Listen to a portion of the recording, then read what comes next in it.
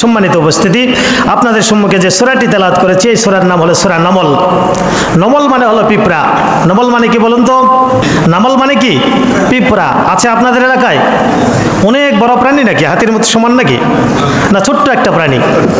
ছোট্ট একটা প্রাণী। মানুষ আমি ছোট্ট, সময়ও সংক্ষিপ্ত, এই জন্যই ছোট্ট সূরাটাই সিলেকশন করলাম। এই সূরার ভেতর আল্লাহ রাব্বুল আলামিন দুইটি বক্তব্য দিয়েছেন, দুইটি ভাষণ দিয়েছেন। প্রথম ভাষণের মূল কথা, এই সূরার প্রথম রুকু থেকে চতুর্থ রুকু পর্যন্ত যে ভাষণটা দিয়েছেন, এই ভাষণের মূল কথা হলো আল্লাহ রাব্বুল আলামিন যতগুলি পুরস্কারের কথা বলেছেন, যত প্রতিদানের কথা বলেছেন, যত জাযার কথা বলেছেন, এই সমস্ত পুরস্কার এবং প্রতিদান আল্লাহ পাকের ওই সমস্ত বান্দারাই পাবে, নবীর ওই সমস্ত উম্মতেরাই পাবে যারা আল্লাহর কোরআনকে তাদের জীবনে পরিপূর্ণভাবে মেনে চলবে। কোন সুবহানাল্লাহ। কথাগুলি কি বোঝা যায়? কোরআন মানতে হবে আংশিক নাকি পূর্ণাঙ্গ? যারা বলেন আংশিক না পূর্ণাঙ্গ? 16 আনা নাকি 8 আনা? 16 আনাই মানতে হবে। আল্লাহ যত পুরস্কারের কথা বলেছেন, এই পুরস্কার এবং প্রতিদান আল্লাহ পাকের ওই সমস্ত গোলামেরাই পাবে যারা আল্লাহর কোরআনকে তাদের জীবনে পরিপূর্ণভাবে মেনে নেবে। সম্মানিত ভাইয়েরা, কোরআনের কিছু অংশ মানা আর কিছু অংশ গ্রাহ্য করা, অ্যাভয়েড করা, এরকম যদি হয় আল্লাহ তাআলা তাদের পরিণাম ভালো বলেন নাই, কোরআনে কারিমে জানিয়ে দিয়েছেন, আফাতুমিনুনা বিবাদিল কিতাবি ওয়া তাকফুরুনা বিবাদ ফামা জাযাউ মান ইয়াফআল যালিকা ইল্লা খিজিয়ু ফিল হায়াতিদ দুনিয়া। আল্লাহু আকবার। আল্লাহ রাব্বুল আলামিন বলছেন, তোমরা কি কিতাবের কিছু অংশ মানবে আর কিছু অংশ ছেড়ে দিবে? যেগুলি ভালো লাগে এইগুলি মানব, আর যেইগুলি আমাদের বিপক্ষে যায়, মানতে একটু কষ্ট হয়, আস্তে করে ছেড়ে দিব, অ্যাভয়েড করব। আল্লাহ বলছেন না না না, এরকম করা যাবে না। এই নীতি যদি অবলম্বন করা হয় তাহলে আল্লাহ বলছেন দুনিয়ার জীবনকে তোমাদের জন্য সংকীর্ণময় করে দিব, লাঞ্ছনাদায়ক করে দেব, অপমানজনক করে দেব। আর পরকালের শাস্তি তো আছেই। পরকালের শাস্তি দুনিয়ার চাইতে কম না বেশি? বলেন তো, কম না বেশি? সম্মানিত ভাইয়েরা, আমরা আমাদের জীবনে যতগুলি কাজ করি সব ক্ষেত্রে পূর্ণাঙ্গ কাজটা করে ফেলাই। দেখেন, এই যে এখন গরমের সময় না, মশা আপনাদের এলাকা আছে না নাই? মশা লাগে না? এখন মশার হাত থেকে প্রোটেকশন দেওয়ার জন্য আমরা মশারি টানান কিনা? এখন এই মশারির ভিতরে পুরা শরীরটাই ঢুকায় রাখবেন না কিছু অংশ ঢুকায় রাখবেন? কথা বলেন। পুরাটাই না অর্ধেক? পুরাটাই। নতুবা একটা পা বা হাত যদি বাইর হয়ে থাকে, ওইটুকুর উপরে মশা আপনার উপর কাজা কাফফারা সব তুলে নেবে। আবার দেখেন, শীতের ভেতরে যখন লেপের মধ্যে থাকি, পুরা শরীরটাই ঢুকায় রাখি নাকি অর্ধেক?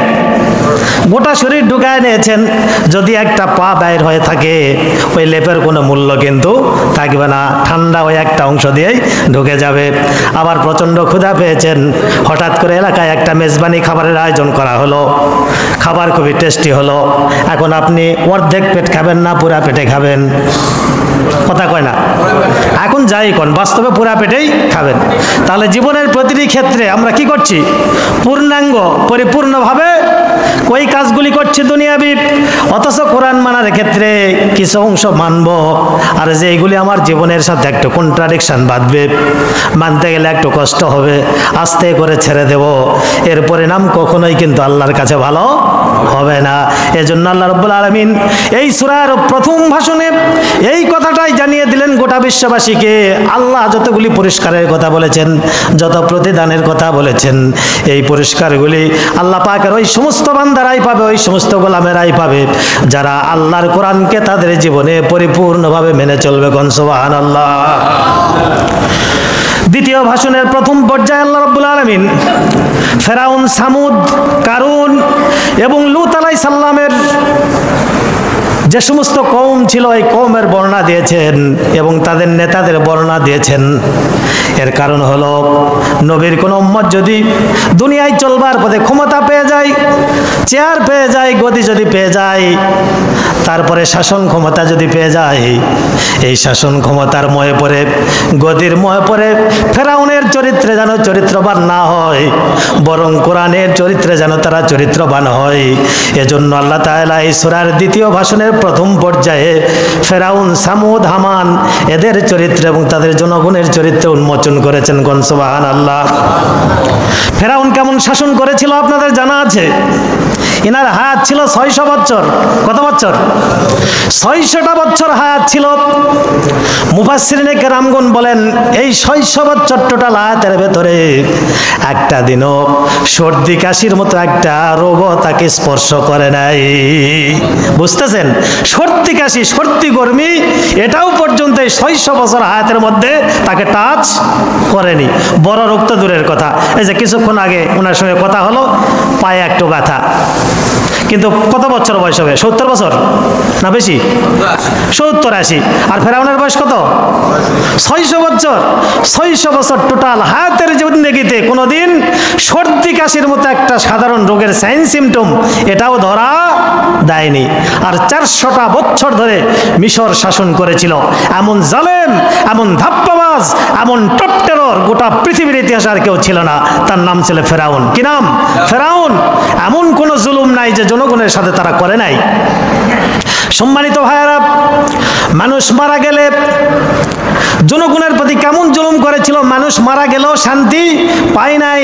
গোরস্থানে যখন লাশ দাফন কাফন করার জন্য যেত, সরকারি গোরস্থানে লাশ দেওয়ার পরেও ফেরাউন বাহিনীকে চাঁদা দিতে হতো। এক একটা লাশের বিনিময়ে এক একটা করে স্বর্ণমুদ্রা দিতে হতো। বুঝতেছেন কত বড় জালেম ছিল যে মারা যায়ও শান্তি নাই। মানুষ অনেক সময় বলে না যে শালা যদি মারা যেত তাহলে শান্তি পেতাম, কিন্তু মারা যায়ও শান্তি নাই। গোরস্থানে কাফন দাফন করার পর লাশ দাফন করতে গেলেও একটা করে স্বর্ণ মুদ্রা এই ফেরাউনের রাজবাহিনীর কাছে রাজস্ব কোষাগারে জমা দিতে হতো। সম্মানিত ভাইয়েরা, সেই ফেরাউনের দরবারের মধ্যে একজন গণক ছিল, নাম ছিল দবিরা। কি নাম? দবিরা। 420 ইয়ার্স ওল্ড, 420 বছর বয়স। ইনি একদিন গণনা করে বলল, ফেরাউন, তোমার রাজ্যের মধ্যে, তোমার কওমের মধ্যে, এই বনি ইসরায়েলের মধ্যে মুসা নামে একটা শিশু সন্তান জন্মগ্রহণ করতে চলেছে। এই সন্তান যদি জন্মগ্রহণ করে, ফেরাউন তোমাকে সতর্ক করছে, অ্যালার্ট করছি, তোমার যে সমস্ত শাসন ক্ষমতা, তোমার যে গদি, তোমার যে চেয়ার, তোমার যে মসনদ, এটা তো ভেঙে খান খান হবে। তোমার জান নাশেরও, তোমার প্রাণ নাশেরও আশঙ্কা রয়েছে। বুঝতেছেন কে বলতেছে? দবিরা। ইনি হলেন একজন শ্রেষ্ঠ গণক ছিল তার রাজদরবারের ভিতরে। ইনি বললেন, অতি সত্বর মুসা নামে একজন ছেলে সন্তান জন্মগ্রহণ করবে, এর কারণে তুমি তোমার রাজ্য তো হারাবে, জান হারানোরও সম্ভাবনা আছে। এই আবার শোনা মাত্র ফেরাউন করলো কি? কোরআনে কারিমের মধ্যে ডিটেলস এসেছে। যতগুলি মেয়ে মানুষ ছিল সমস্ত প্রেগন্যান্ট মেয়েগুলিকে চেক আপ করার পর যদি কোনো ছেলে সন্তানের নমুনা পাওয়া যেত, সঙ্গে সঙ্গে ওপেন হার্ট সার্জারি করে ডেলিভারি করে কতল করা হতো। আর ছেলে সন্তান যত জন্মগ্রহণ করেছিল সব ছেলে সন্তানগুলিকে কি করেছিল? কতল করেছিল। কিন্তু উদ্দেশ্য ছিল ফাআলুল লিমা ইউরিদ, আল্লাহ যেটা খুশি সেটাই বাস্তবায়িত করেন। ওয়ামা তাশাউনা ইল্লা আইয়াশা আল্লাহ রব্বুল আলামিন। আমরা অনেক কিছুই অনেকে পরিকল্পনা করি, প্ল্যান করি, কোনো পরিকল্পনায় জমিনে বাস্তবায়িত হবে না। ওটাই বাস্তবায়িত হবে যেটা আল্লাহ রব্বুল আলামিন চাইবেন। যেটা বাস্তবায়ন করতে এটা কেউ আর ঠেকাতে পারবে না। ওয়ামা তাশাউনা ইল্লা আইয়াশা আল্লাহ। আমরা অনেক কিছু ইচ্ছা করি যে এইটা করব, সেইটা করব, হ্যান করেঙ্গা ত্যান করেঙ্গা, কিছুই না হয়েঙ্গা। হবে কোনটা? আল্লাহ যেটা চাইবেন। সম্মানিত ভাইয়েরা, এই ফেরাউন এতটা জুলুম করেছিল, সেই স্টাইলে এখনো আমাদের দেশেও যখন কোনো মানুষ ক্ষমতা পেয়ে যায়, মসনদ পেয়ে যায়, তারপরে চেয়ার পেয়ে যায়, তার চরিত্রের সাথে ফেরাউনের চরিত্রের মিলে যায় কিনা? মিলে যায়। এই জন্য আল্লাহ তাআলা সতর্ক করেছেন। বিশ্বনবীর উপরে এরকম জুলুম নির্যাতন করা হয়েছিল। খুব সংক্ষেপে বলছি, দারুন নদওয়ার শ্বাসরুদ্ধকর বৈঠক মক্কার পার্লামেন্টে আবু জেহেল, সাইবা, উতবা সহ বিশিষ্ট এলিট শ্রেণীর যারা কাফের বেঈমান ছিল, এরা সিদ্ধান্ত নিল মুহাম্মদের এই প্রচার এবং পাবলিসিটিকে ঠেকাবার জন্য একটাই সমাধান, মুহাম্মদ ইবনে আব্দুল্লাহকে কতল করতে হবে। কি করতে হবে? ফাঁসি কাস্টে ঝুলাতে হবে, এটাই ফরমান। ঘোষণা দেয়া হলো পুরস্কারের, যারা মোহাম্মদ ইবনে আব্দুল্লাহর মাথা করলা জ্যান্ত অবস্থায় হোক অথবা মৃত অবস্থায় হোক এনে দিতে পারবে, তাকে 100টা উট পুরস্কার দেয়া হবে। এটা আপনাদের জানা আছে না নাই? বলেন, কথা বলেন, জানা আছে কিনা? এই পুরস্কারের ঘোষণা যখন পার্লামেন্ট থেকে আসলো, বিশ্বনবীর ঘরকে ঘেরাও করা হলো। আল্লাহ সুবহানাহু ওয়া তাআলা বিশ্বনবীকে বললেন, এর আগে হিজরতের নির্দেশ দিতে পারতেন কিন্তু দিলেন না।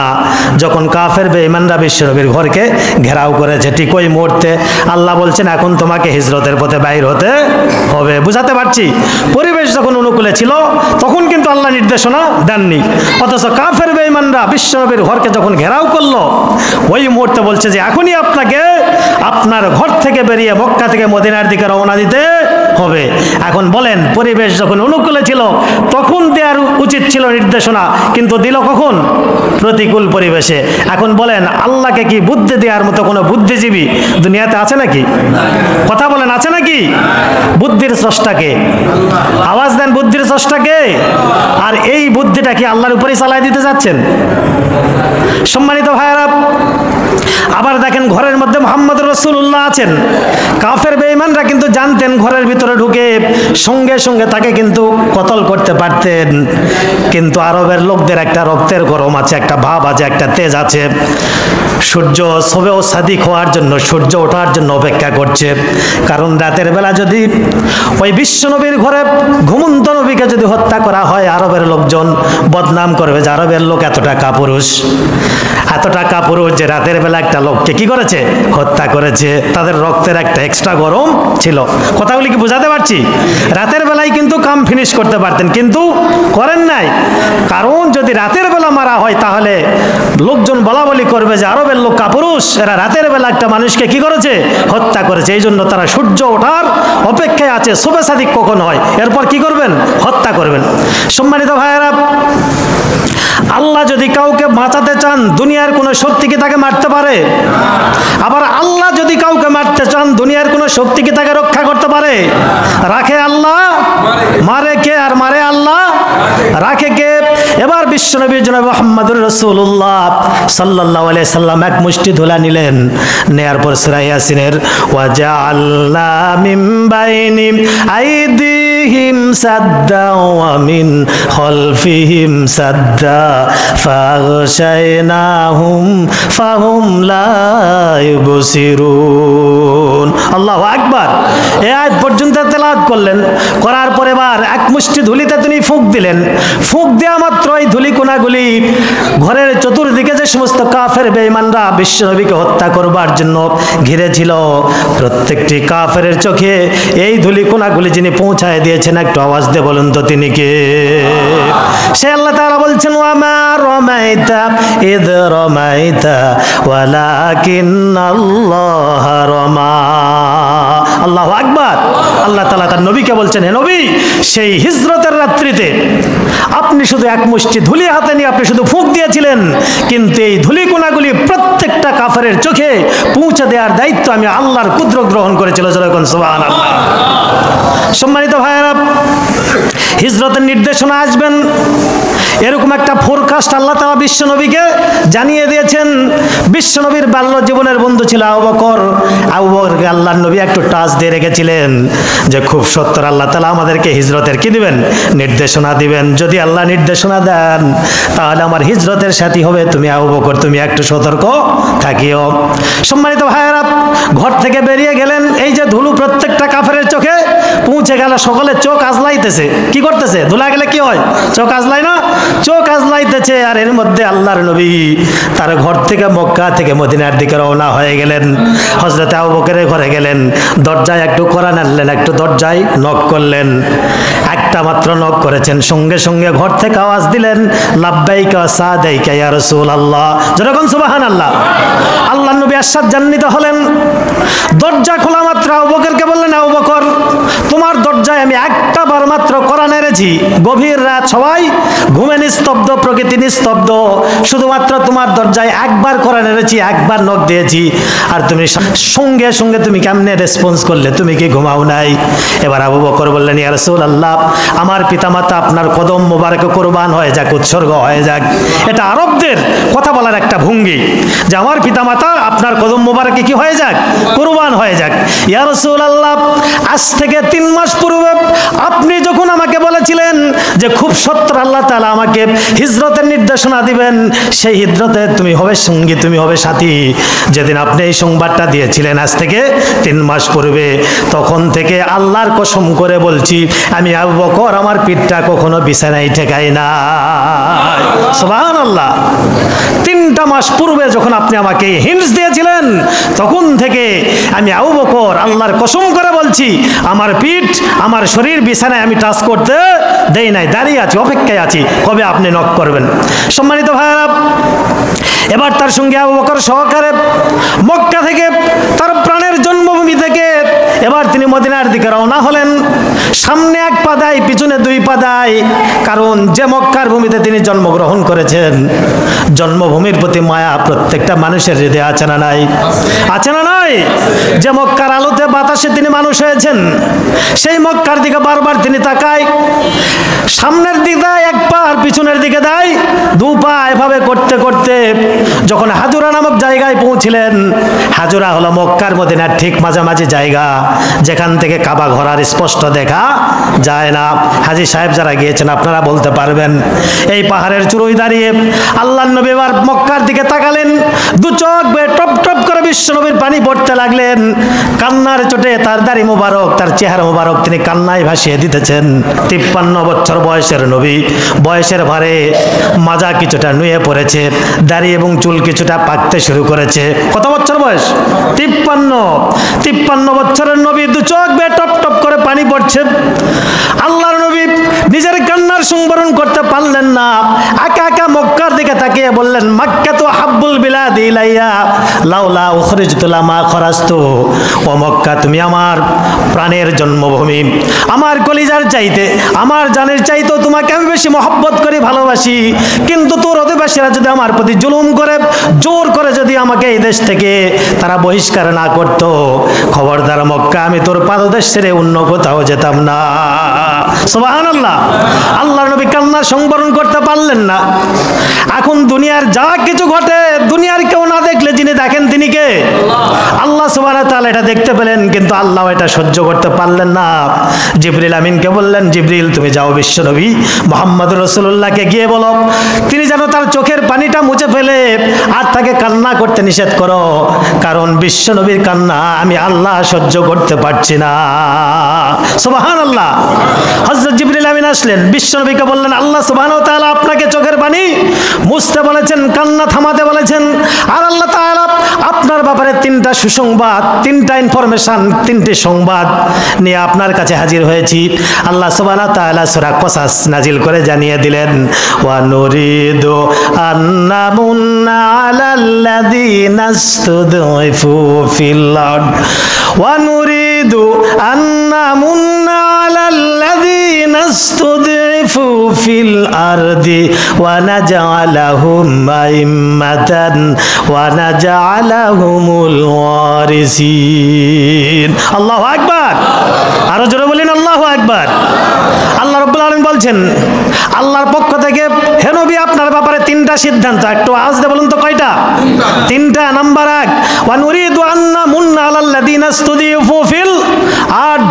আজকে এই জমিনের উপরে যাদের প্রতি জুলুম করা হচ্ছে, যাদের উপরে হামলা, মামলা, জেল, জুলুম, জরিমানা, বিভিন্ন ধরনের হুমকি ধুমকি, ফাঁসি গাছটা ঝোলানো, বিভিন্ন ধরনের সমস্ত অত্যাচার, নির্যাতন যাদের উপর করা হচ্ছে, আমি আল্লাহ তাদের ব্যাপারে একটা সিদ্ধান্ত নিয়েছি। নাম্বার 1, এই দুর্বল অত্যাচারিত এই জনপদকে আল্লাহ রাব্বুল আলামিন এখন সাহায্য করবেন। যেরকম সুবহানাল্লাহ।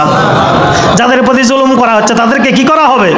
সাহায্য করা হবে। আল্লাহর পক্ষ থেকে নুসরত চলে আসবে। নাম্বার 2, ওয়া নুরিদু আন্নামুন্না আলাল্লাযীনা ইসতুদঈফু ফিল আরদ ওয়া নাজআলাহুম আইম্মা।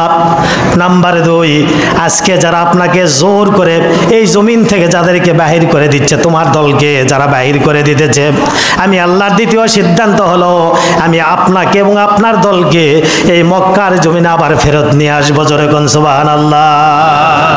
বুঝতেছেন? যাদেরকে বাহির করে দেয়া হচ্ছে, আমি আল্লাহ তাআলা তাদেরকে আবার এই জমিনে ফিরিয়ে আনবো। নাম্বার 2, এই 2 এর মধ্যে আরেকটা কথা আছে, যারা আপনাকে আজকে জুলুম করে জোর করে আপনাকে দেশ ছাড়া করতেছে, আমি আল্লাহ তাআলার দ্বিতীয় সিদ্ধান্ত হলো ওই অত্যাচারী জালেমকে একদিনে মক্কা ছাড়া করে ছাড়বো। যারা আপনাকে বাহির করে দিচ্ছে, আমি আল্লাহ তাআলার দ্বিতীয় সিদ্ধান্ত হলো তাদেরকে জমিন থেকে উৎখাত করব। আর যাদেরকে বাহির করে দিচ্ছে এই লোকগুলিকে আবার এই মক্কার জমিনে কি করব? ফেরত আনবো। আর নাম্বার 3, ওয়ানাজআলাহুমুল ওয়ারিসিন। আল্লাহু আকবার। শুধু ফেরতই আনবো না, এই জমিনের রাজমুকুট, নেতৃত্বের রাজমুকুট আমি আল্লাহ তাআলা তোমার মাথায় উঠিয়ে দেব। জোরে কোন সুবহানাল্লাহ। সিদ্ধান্ত কয়টা?